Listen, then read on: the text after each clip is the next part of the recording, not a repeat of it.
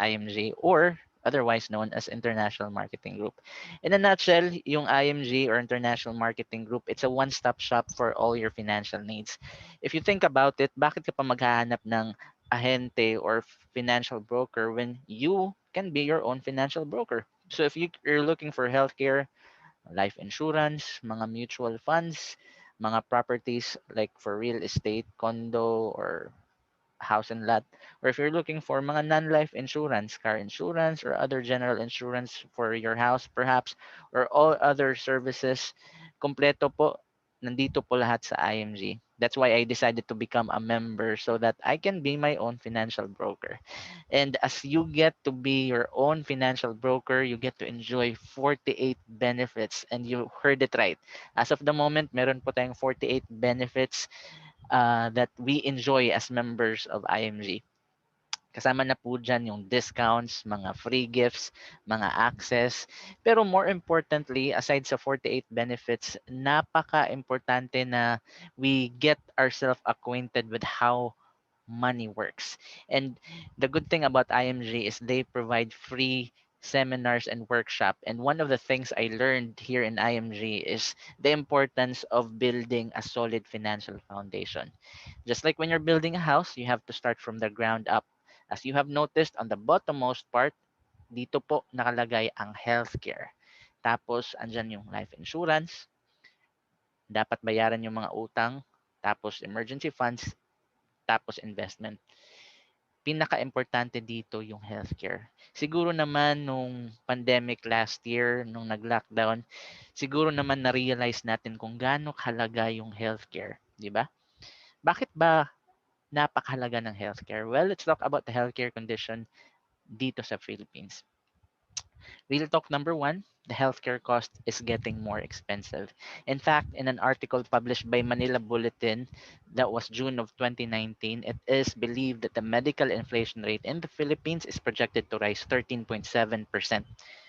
Medyo nakakabahala nga kasi this is the second highest in Asia, and this was before the pandemic. So you can just imagine how things change, especially nung 2020. Every time I share this with my friends and loved ones, I always get most of the time the response na hindi namin kailangan yan kasi may PhilHealth tsaka may universal healthcare. Well, that brings me to real talk number two. PhilHealth or the universal healthcare will not cover everything. Those of you who have first-hand experience when it comes to paying hospital bills would know what I'm talking about. PhilHealth will only cover a portion of the bill.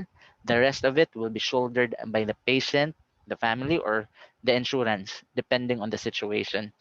And as we all know, may issue pong kinakaharap yung PhilHealth, which is very sad.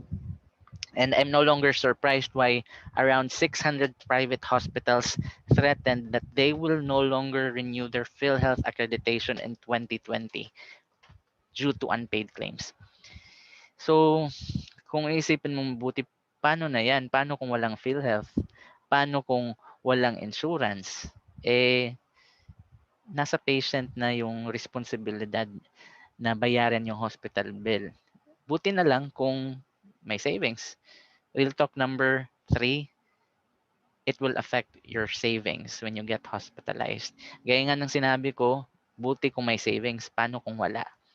Minsan nadadamay pa yung savings ng ibang tao, yung savings na para sa anak natin, para sa tuition nila, or savings na dapat sana para sa magulang natin for their retirement, or pera na dapat for utilities. Minsan nadadamay. Tapos pag naubos na lahat, dyan na papapasok yung mga hashtag KMJS, hashtag Graffy Tulfo in Action, di ba? That's why most of us, real talk number four, walang choice. Most of us would opt to be employed for a company kahit stress, kahit kulang sa tulog, kahit puyat, walang choice. Kasi yung mga companies, they offer free healthcare insurance for their employees and the dependents. That's why even though we're stressed and very tired, we opt to stay.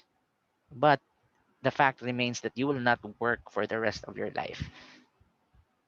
And real talk number five, as we get older, we're definitely likely to get sick. It doesn't matter what your status is right now, whether you're single, you're married, you're running a business, or you work for a company. We all get older, 'di ba? At lalabas din yung mga sakit eventually. And last year, it was a wake-up call. The COVID-19 virus has become a global health crisis and it has killed millions of people all over the world and infected a lot more. Matanong ko lang, when do you think this pandemic will end? Hopefully, whatever the situation was last year, whether it's good or bad, I hope you learned something out of it. Ngayon, we're just fortunate kasi maraming options dito sa Philippines. If you're going to check the slide, you will see some of the healthcare companies dito sa Philippines. Pero ako personally, bakit napili ko sa Kaiser? Well, I have 8 reasons. First is, registered po siya sa Securities and Exchange Commission. Second, registered din po siya sa Insurance Commission as one of the HMO companies. Member din po siya sa Philippine Association of Health Maintenance Organization Companies or PAMOC, which was recently praised by President Duterte, Vice President Leni Robredo, even the Insurance Commissioner, even the previous Secretary of Health. And the good thing about Kaiser, it has a lifetime network access of over 500 accredited hospitals and 100 specialists all across the country. Kaya nga, pinagkakatiwalaan din siya ng mga doctors, mga providers, even hospitals. You will see all these feedback and reviews on the Kaiser's website so that you can check it yourself. I will provide that link later on. At hindi lang po mga providers, pati yung mga members ng Congress, yung House of Representatives and government agencies, they trust Kaiser. In fact, Kaiser has been the healthcare provider for the House of Representatives and some of the government agencies for several years now. Baka sabihin nyo, para lang to sa mga government employees ha. Well, nagkakamali po kayo dyan kasi yung Kaiser, it's for everyone. And would you believe na even our megastar Sharon Cuneta, she's also a Kaiser policyholder and she happens to be our Kaiser ambassador.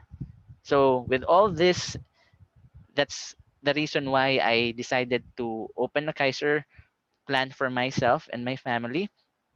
And I have this, peace of mind na I'm with the right company. Yung Kaiser International po, it has a wide array of products and services.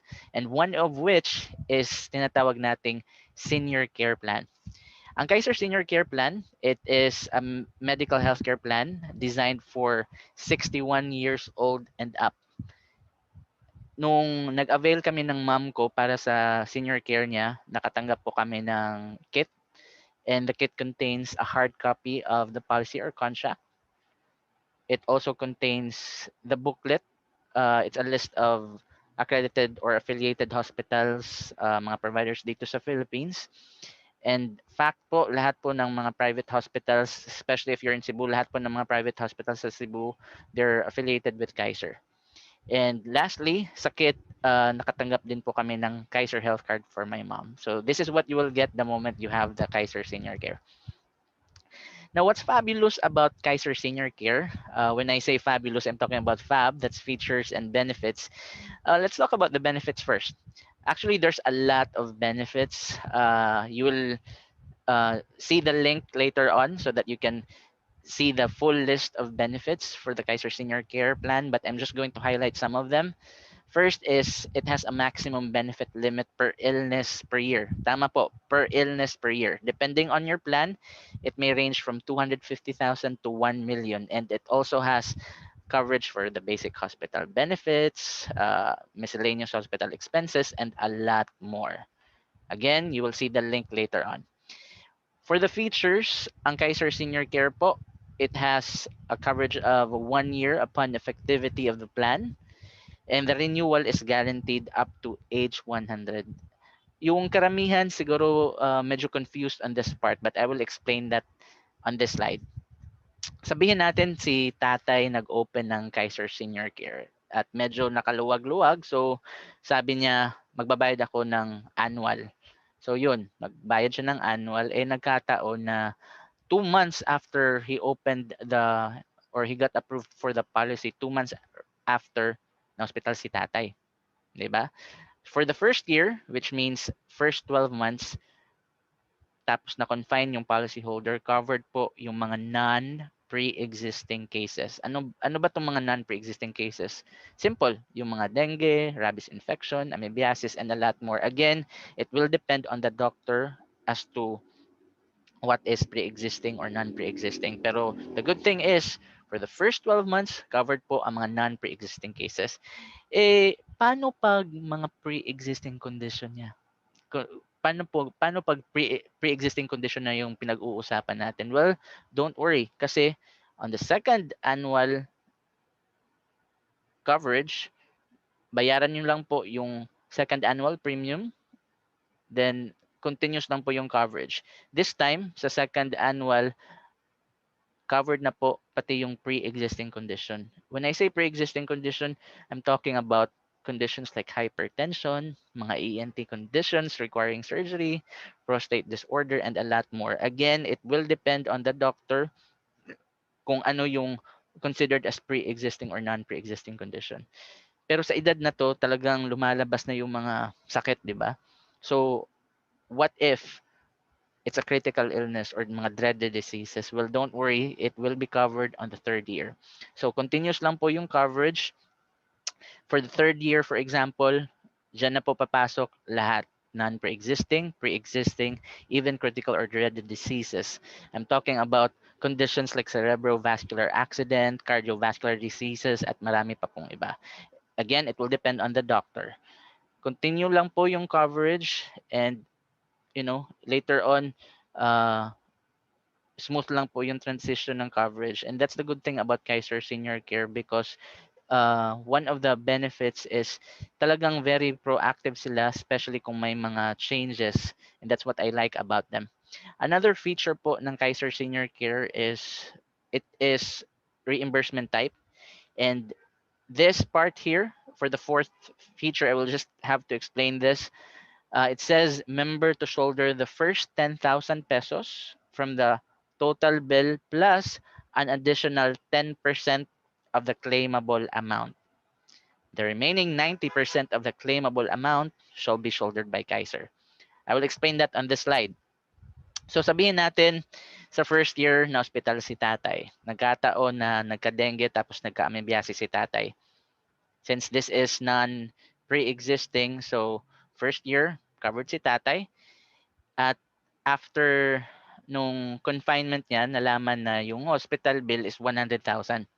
So ibig sabihin, sa 100,000, ang isi-shoulder po ng patient is 10,000. So 100,000 minus 10,000, that will give us a difference of 90,000.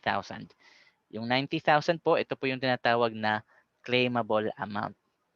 Sinabi ko po kanina na ang responsibility ng patient or ng family is 10%, an additional 10% of the claimable amount. So what is 10% of 90,000? That's 9,000. So ibig sabihin, yung 10,000 plus 9,000, which is equal to 19,000, ito po yung responsibility ng patient or ng family. So that means sa hospital bill na 100,000, you deduct 19,000 out of it.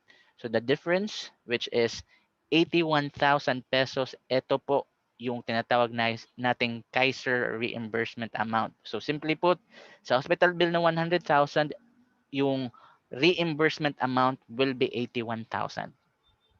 I just want to make sure that this is clear.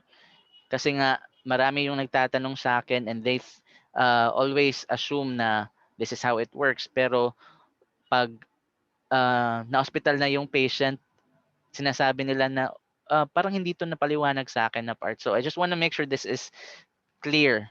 But if you have question or mga comments, just comment down below so that I can address them later on. Now, let's talk about the premium. Dalawa lang po yung options for the Kaiser Senior Care, semi-annual at annual. And dito po sa semi-annual, as you can see, there's some categories. Meron pong 250,000, 500,000, at meron pong 1 million. And the price or the premium will also depend on the age bracket of the policyholder. So ito po yung semi-annual. Ito naman po yung annual. Again, this is subject to changes. So make sure you check on the Kaiser website, or you always get in touch with a financial educator or your sponsor so that you get updated if there's some changes. So this is how the rate looks like. And if you also want to know the accredited or affiliated hospitals, you can always go to https colon double slash kaiserhealthgroup.com slash map slash index.html. I will also provide that link later on. So make sure you finish the rest of the video. And just like I said, yung Kaiser, it has a wide array of products and services. And now that we're done talking with with Kaiser Senior Care, I'm also going to introduce real quick about the importance of having long-term care. Tayo po, very concerned and we love our parents. That's why we're interested in having a plan for them. Pero if you think about it, we also don't want our kids to worry about our healthcare the moment we get old or the moment we turn 60 or 61 years old, di ba? We don't want that happening. We want to break the cycle. That's why I'm going to talk about the long-term care. And this is one of the concepts that I learned when I joined IMG or International Marketing Group. And this is also the reason why, kung titignan yung mabuti, ito yung nasa bottommost part because this is very, very important. Yung long-term care po, it has been around for quite some time now. Pero initially, it was just introduced to countries like United States, Canada, Germany, and United Kingdom. But if you think about it, why was this just offered for the first world countries when in fact everyone needs it? Everyone, even in the Philippines. Well, the good news is even sa Philippines, meron na po tayong long-term care. And ito po yung tinatawag nating Kaiser Ultimate Health Builder. Tinatawag po itong 720 plan kasi nga po 7 years mo lang siyang babayaran. That's right, 7 years babayaran. And for the first 7 years, ito po yung tinatawag na accumulation period or paying period. After na fully paid na yung plan, mag-aantay ka na lang po na mag-mature siya. So while waiting, the good thing is the investment will also come into the picture. And I'm going to talk about that later on. So after fully paid na si plan, during the waiting period, ito po yung tinatawag nating extended period. Pero may mga good things about this plan, which I will talk about later. After mabayaran, after mag-mature ni plan, dito na po papasok yung tinatawag nating long-term care period. So allow me to explain this to you real quick as to how this works when it comes to the long-term care. So habang binabayaran mo yung Kaiser Ultimate Health Builder for 7 years, even if you haven't fully paid it yet, there's already benefits that you will enjoy. Kasama na po dyan yung annual physical exam, may dental, at marami pa pong iba. And one of the best things about this plan is if, in case you will not use it for confinement, let's say kasi may short-term care plan ka with a company or may personal short-term plan ka from from elsewhere, if you are not going to use it for the first 7 years, then you get rewarded for it because 85% of the contract price will be returned to you. Diba? That's something very exciting. Let's say na fully paid na yung plan, ano ba yung makukuha ng member? So yung policy holder upon once it's fully paid, automatic po yung mga benefits na na-enjoy mo, it will still be there. The good thing is during this period, madadagdagan po yung mga benefits kasi kasama na po dyan yung pre-existing condition, kasama na din po dito yung outpatient benefits, even maternity benefits, and pati na rin po yung mga critical illness and dreaded disease kasama na din po dito sa extended period or once na fully paid na yung plan. And just like I mentioned earlier, dito na rin po papasok yung investment part or investment side of it. Kasi during this period, for illustration purposes, sabihin natin si policyholder is 22 years old, kumuha ng K100 plan at the mode of payment was annual. Yung annual premium niya is 58,821 pesos and 43 cents. 'Di ba sabi natin 7 years siyang babayaran. So if you multiply it by 7, the contract price is 411,000 pesos. I mean 411,750 pesos. So sabihin natin ito yung kinuha niyang plan. During the extended period, automatic po na papasok yung 10% yearly health benefit. And since the policyholder has the K100, so 10% of it, which is 10,000 pesos. So makakatanggap po every year ng 10,000 pesos si policyholder. The good thing is, if hindi nagamit yung plan during this period, makakatanggap din po ng tinatawag na 10% accumulated unused yearly health benefit yung policyholder. So sabihin natin hindi nagamit ni policyholder kasi nga may short-term care siya. Just for example, ibig sabihin nito, once nag-mature si plan, makakatanggap ng total accumulated unused health benefit of as high as 269,750 pesos.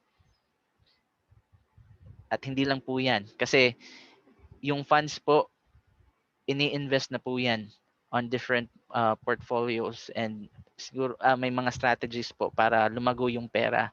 So on this slide, you will see funds are already invested. So the yearly health bonus serves as the dividend depending on the market and the return of investment or ROI, which ranges from 3% to 13%.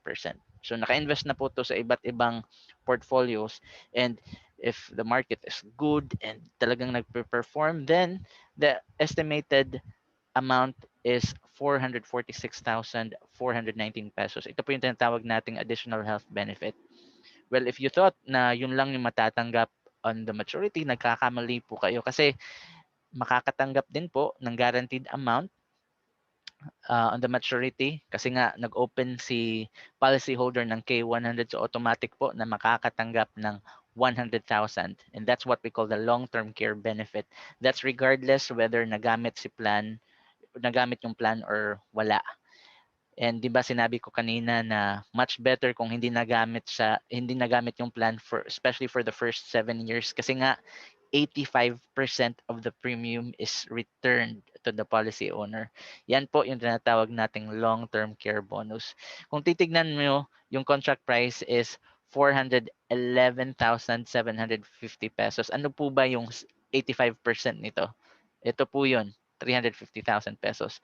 That means na after na fully paid siya for 7 years and after nag-mature siya, ito po yung matatanggap ng plan holder depending on how the policy holder uses the plan. So if you add it up, yung total maturity value is 1,166,169 pesos. Ano bang mangyayari sa maturity value? Well, that's a good question. Yung maturity value, ilalagay po yan sa isang Kaiser Visa card. And at this point, kasi nga nag-mature na siya, then you have the option to either withdraw all the money or the entire amount. Pero we highly recommend na you get perhaps a portion of that maturity value para may funds, you will still have the funds to use for your healthcare needs in the future. And perhaps the other half you can put up a business. Nasa sayo po yun kasi nag-mature na po yung plan. There are also instances na, well, if you still have extra, then you also have the choice to just retain everything. Kasi uh, even if the maturity value, even if the maturity value has been reached, continuous po yung interest na papasok. So that is something very good, and that's also the reason why I decided to open a Kaiser plan for myself, and I also introduced this to my friends and family members. Sabihin natin, again for illustration purposes, yung plan holder is 22 years old, kumuha ng K100, and it so happened na on the accumulation period or the paying period, may nangyari sa policy holder. Let's say namatay si policy holder. The good thing about this plan is if in case this happens, the policy will automatically be waived, meaning hindi na babayaran nung beneficiary nung family kahit hindi pa fully paid yung plan. The second good thing is makakatanggap po yung beneficiary ng tinatawag nating long-term care benefit, which is 100,000. On top of that, may matatanggap din na long-term care bonus which is 350,000. So, if you add it up, yung total is 450,000. Yan po is if the reason of death is, natural death. Pero what if it's accident? If the reason is accident, then the beneficiaries will receive an additional 450,000. So the total will be 900,000. But one of the important things that we should know is uh, very anong tawag dito, very nice na feature ng plan na to is if something happens to the policy holder, the plan is transferred to the principal beneficiary. So that includes the health and investment side of which that's in fact the primary reason why I decided to join Kaiser and have one kasi nakita ko yung ganda ng long-term care. Now, kung naalala nyo, sinabi ko kanina na we need to break the cycle. Kasi ito yung nangyayari ngayon eh. Ito tayo noon. Kasama natin yung kapatid natin, yung mga parents natin. Eventually, tatanda yung mga parents natin, di ba? Tapos hindi naman natin talaga ma-avoid na magkakasakit yung parents natin. Sino ba yung nagbabayad most of the time? Di ba yung mga anak? Buti sana may savings or uh, ready yung mga anak. In some cases, hindi ready yung mga anak. So, doon na nag-aaway yung mga kamag-anak, di ba?